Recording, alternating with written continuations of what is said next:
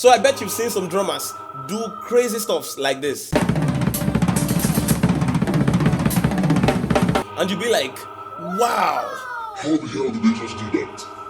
Or maybe you've been practicing stuffs like this and you've not been getting it, it's been frustrating. Maybe you've even gotten injured while trying. Well, your struggles end today because I'll be leading you step by step through the very best exercises that you can use to become a pro at doing crossovers in very little time.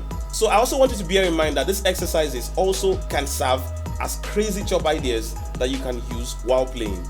Let's jump right into today's lesson. First of all, I want you to know that there is a technique that guides how to do crossovers. You don't just start and once start trying out all the it doesn't work that way. You're gonna keep hitting your sticks or possibly get injured while trying.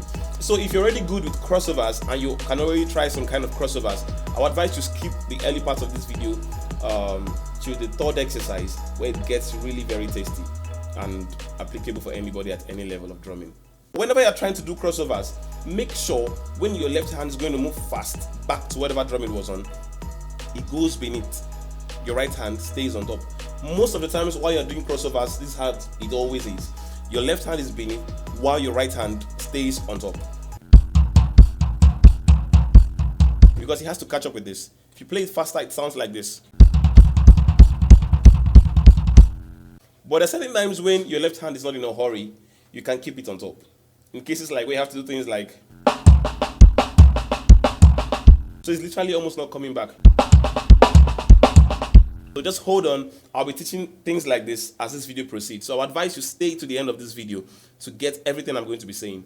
The first exercise that we're going to be doing is just simply playing it as 8-note triplets, because you have 1, 2, 3, 4. You're doing 1, 2, 3, 1, 2, 3, 1, 2, 3, 1, 2, 3. So right, left, right, left, right, left, right, left, right, left, right, left.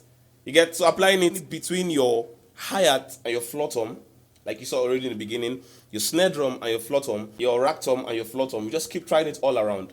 See how it sounds.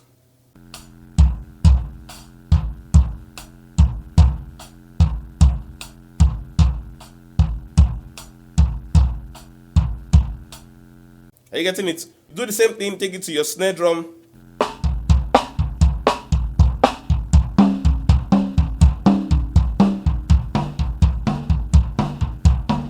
One thing you can also do is, while you're starting, always add your kick at the beginning of what you're doing. See for an instance what I'm talking about.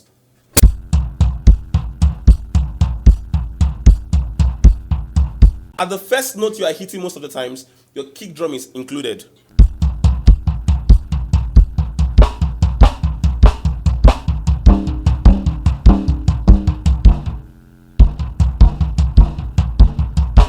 As soon as you get comfortable with it, try to speed up the tempo and see what you can do with it. So you have things like,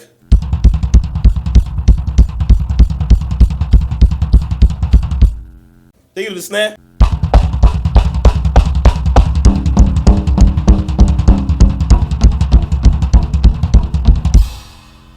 So most times this one will just serve as an exercise, as a warm-up. But if you want to use it as a chop, most times just do it between the floor tom and the hi-hat.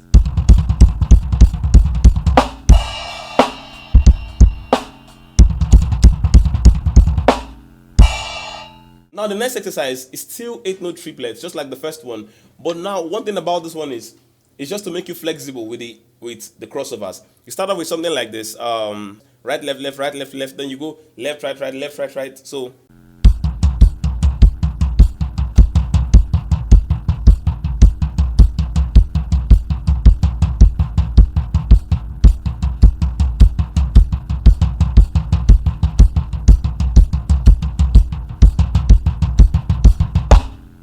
so take this one gradually. What it does is just gets your arm free enough to be able to execute any kind of crossover you throw at your hands. Now, taking it to another whole new level, we're going to be making use of the single paradiddle rudiment. So we're going to start off with the single paradiddle as just 8 notes. Then later on, we're going to take it up to 16 notes. The single paradiddle, as you know, is already, right, left, right, right, left, right, left, left. That's a single paradiddle. That's 8 notes. So what you do now is you follow the advice I gave you. Start off with this. Your left hand under, your right hand on top. So you have You seen that?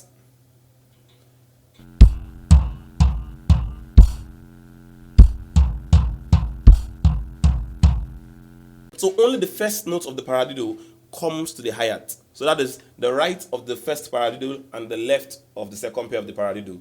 So be wondering, how does that sound? Watch how it sounds.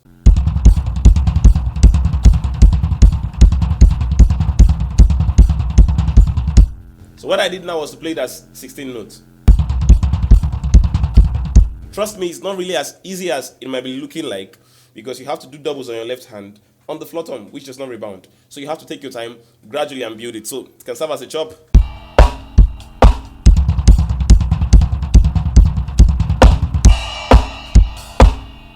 You get, so just find something to complete that bar, you know.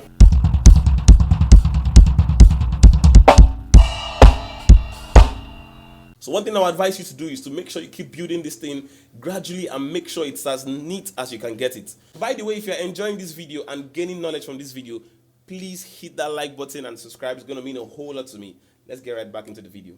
One other exercise I love so much that is very helpful with crossovers is an exercise I discovered a while back. I got it from the 6-stroke rule and it's very helpful. Here's how it sounds. If you listen to it, see it's going to sound a little bit like the 6-stroke rule. It's in triplets, by the way. So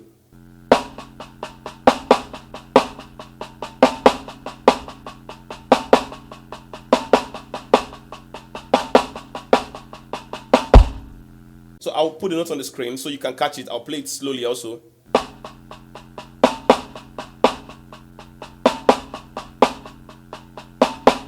If you play it fast on the snare, it sounds like this.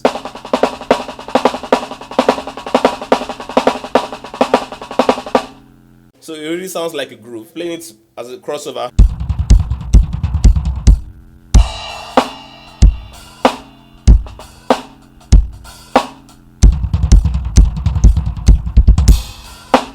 So take it slowly.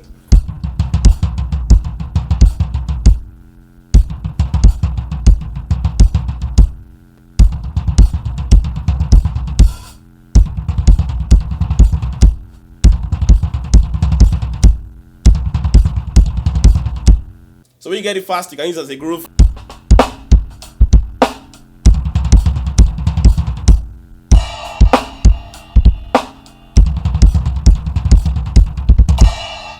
One thing you should learn about the crossovers is that sometimes the crossovers are just done to look cool and to, wow the audience. Because so many things you can do with the crossovers can also be done normally, but come on. When you have the chance to wow the audience, why not take it? Lastly, this one is a very crazy chop idea that I decided to convert it to an exercise because it's very helpful. Now, this is one of those rare cases where your left hand is going above your right hand simply because it's not doing much. So if you watch what is going on here, watch it.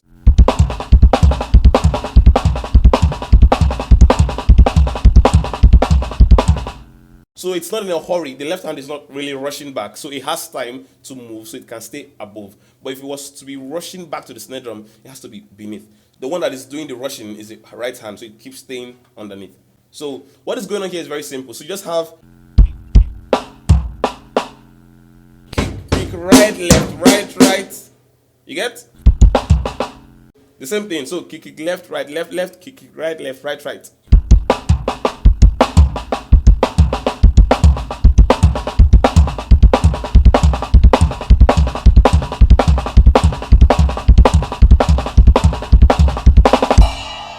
So just bear in mind, like I said earlier on, crossover sometimes are just done to look cool. I could do the same thing like this. But just to look cool, to like when you're playing in front of a crowd and you want to just wow everybody, you just do the same thing. And they're like, wow. So most times you can do crossover just to through your audience and wow them. You get. So one of the things you can do is change this to groupings of 5. Instead of playing, this is 6 notes. 1, 2, 3, 4, 5, 6. That's 6. So we can do this as 5 notes. That one, you now have something like, you change it from double strikes on the kick to 1 strike. You're not leaving any space in between. You just keep playing it repeatedly as groups of 5.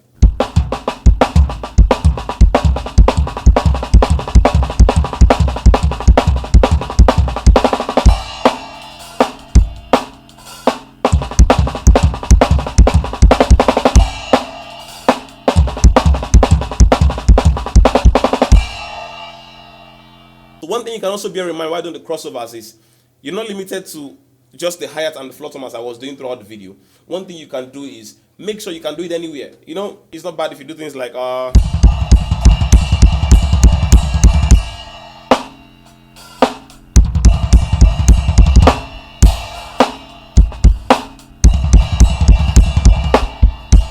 so many things to do. You get so many other crazy ideas